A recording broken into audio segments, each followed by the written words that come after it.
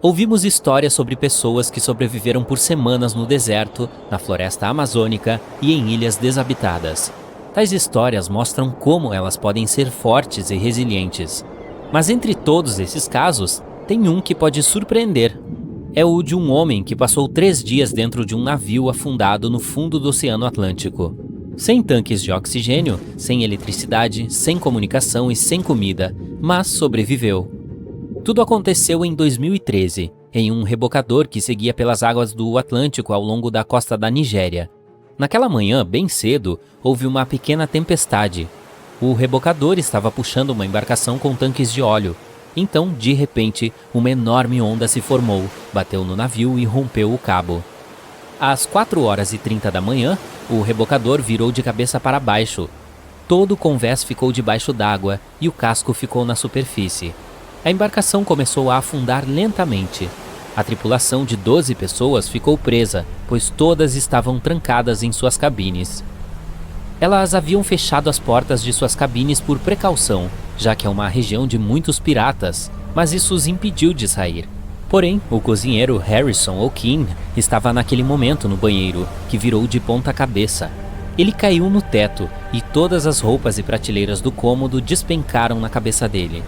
O homem ficou atordoado e sem entender o que estava acontecendo.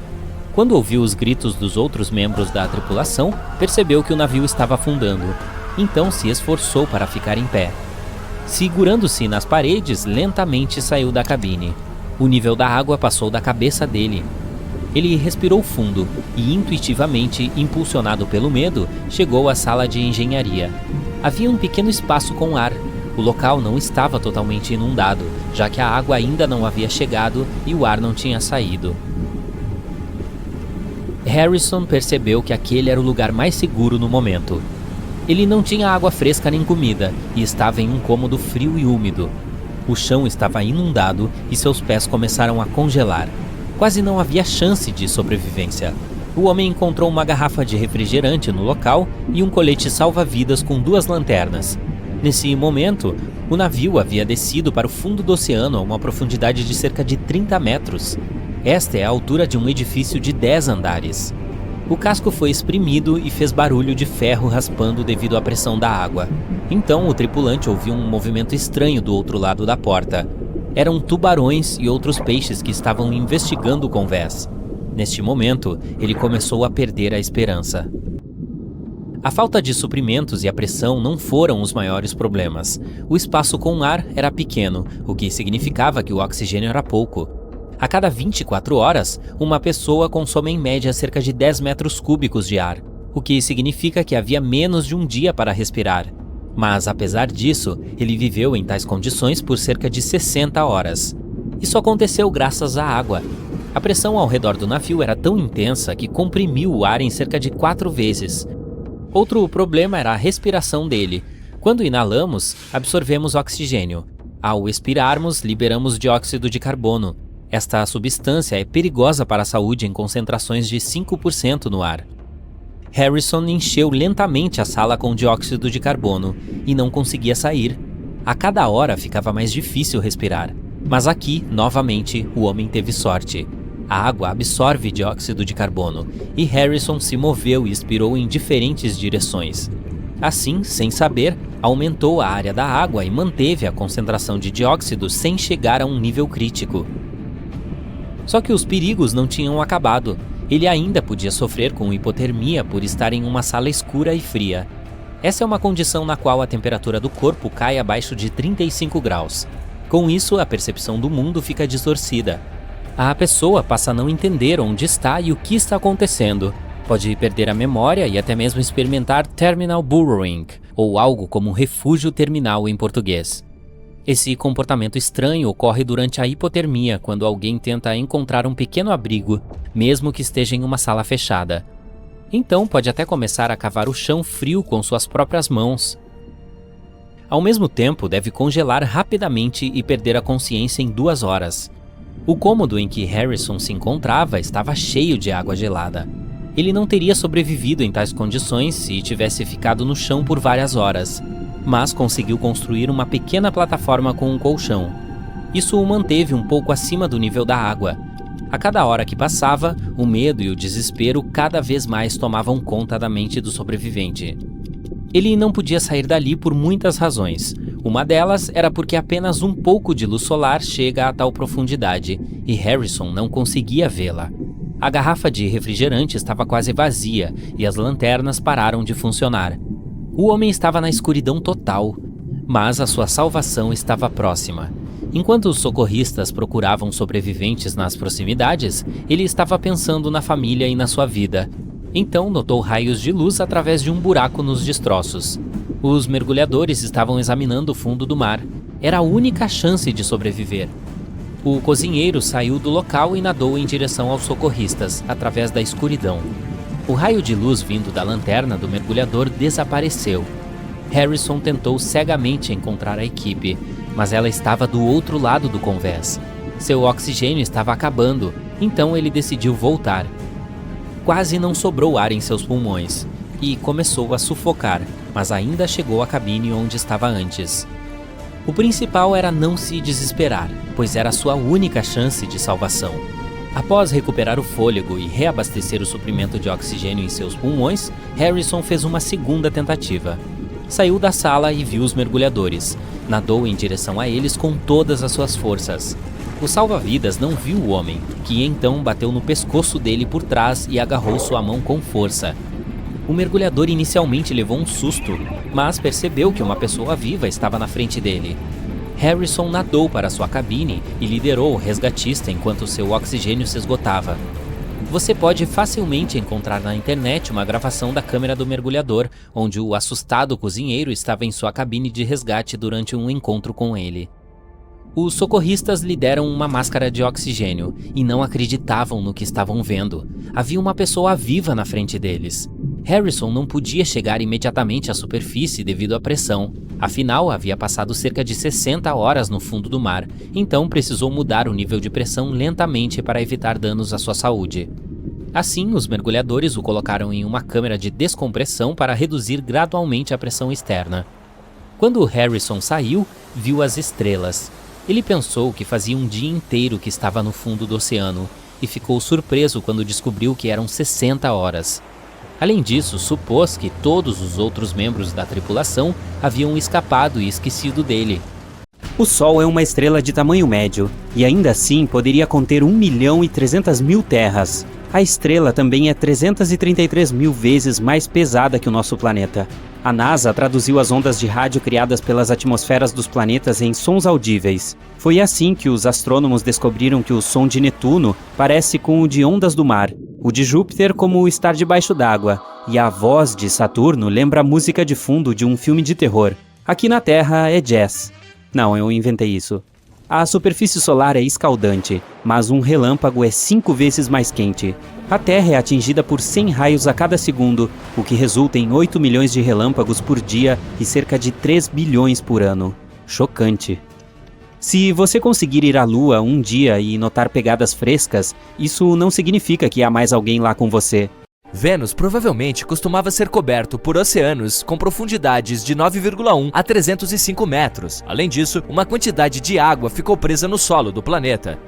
Vênus tinha temperaturas estáveis de 20 a 50 graus Celsius que, vamos admitir, eram bastante agradáveis e não muito diferentes das temperaturas da Terra hoje em dia. Então, o que estou querendo dizer é que por 3 bilhões de anos, até que algo irreparável aconteceu há 700 milhões de anos, Vênus poderia ter sido habitável, mas agora não é.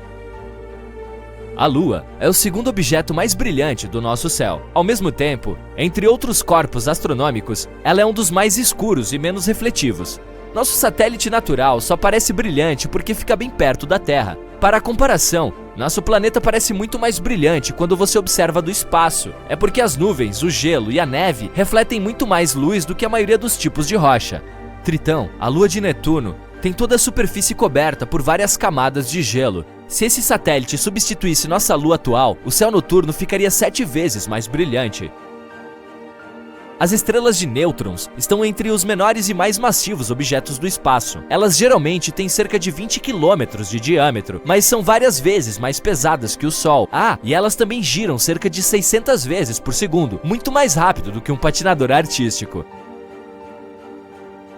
Saturno é o planeta menos denso do Sistema Solar. Ele tem 1/8 da densidade média da Terra. E ainda, por causa do seu grande volume, o planeta é 95 vezes mais massivo que a Terra. O fenômeno lunar transitório é uma das coisas mais enigmáticas que acontecem na Lua. É uma luz de curta duração, uma cor ou outra mudança na superfície do satélite. Mais comumente, são flashes aleatórios de luz. Os astrônomos observam esse fenômeno desde a década de 1950. Eles notaram que os flashes ocorrem aleatoriamente. Às vezes, podem acontecer várias vezes por semana. Depois disso, desaparecem por vários meses. Alguns não duram mais do que alguns minutos. Mas houve aqueles que continuaram por horas. O ano era 1969, um dia antes de Apollo 11 pousar na Lua. Um dos participantes da missão notou que uma parte da superfície lunar estava mais iluminada do que a paisagem circundante. Parecia que aquela área tinha uma espécie de fluorescência. Infelizmente, ainda não está claro se esse fenômeno estava relacionado aos misteriosos clarões lunares. O lixo não é apenas um problema em oceanos, cidades e florestas da Terra. Existe uma coisa chamada lixo espacial, que é qualquer objeto feito pelo homem, deixado no espaço e que agora não serve para nada. Há também detritos naturais de meteoroides e outros objetos cósmicos. Atualmente, existem mais de 500 mil pedaços de detritos espaciais orbitando a Terra em velocidades altas o suficiente para causar danos significativos se colidissem com uma espaçonave ou um satélite. A NASA faz o possível para rastrear cada objeto para garantir que as missões fora da Terra possam chegar ao seu destino com segurança. Nosso Sol é insanamente gigante. Quer uma prova? 99,86% de toda a massa do Sistema Solar é a massa do Sol. Em particular, o hidrogênio e o hélio que o compõem. Os 0,14% restantes são principalmente a massa dos 8 planetas do Sistema Solar. A atmosfera do Sol é mais quente que a sua superfície. A temperatura da superfície atinge 5.538 graus Celsius, mas a atmosfera superior aquece até milhões de graus. Se alguém pudesse cavar um túnel direto para o centro do planeta, com saída pelo lado oposto, e você fosse aventureiro o suficiente para pular nele, levaria 42 minutos para cair na outra extremidade. Você aceleraria à medida que caísse, atingindo a velocidade máxima quando chegasse ao núcleo da Terra. Depois da metade do caminho, você cairia para cima, ficando cada vez mais lento. Quando alcançasse a superfície oposta, sua velocidade voltaria a zero. A menos que não conseguisse sair do buraco, você imediatamente começaria a cair novamente, de volta para baixo, ou para cima, para o outro lado do planeta. Essa viagem ia durar para sempre, graças aos estranhos efeitos da gravidade. Pode ser uma maneira divertida de passar uma tarde. Pode haver mais metais como titânio ou ferro em crateras lunares do que os astrônomos achavam. O principal problema com essa descoberta, ela contradiz a principal teoria sobre como a Lua se formou, que diz que o satélite natural da Terra foi desmembrado do nosso planeta após uma colisão com um objeto espacial massivo. Mas então, por que a crosta pobre em metais da Terra tem muito menos óxido de ferro do que a da Lua? Isso pode significar que a Lua se formou a partir de material muito mais profundo de dentro do nosso planeta. Ou esses metais podem ter aparecido quando a superfície lunar derretida estava esfriando lentamente. Ou talvez, como dizem há séculos, ela seja feita de queijo verde. A Terra pode ter sido roxa antes de ficar azul e verde. Um cientista tem uma teoria de que uma substância existia em micróbios antigos antes de a clorofila, aquela coisa que deixa as plantas verdes, ter evoluído na Terra.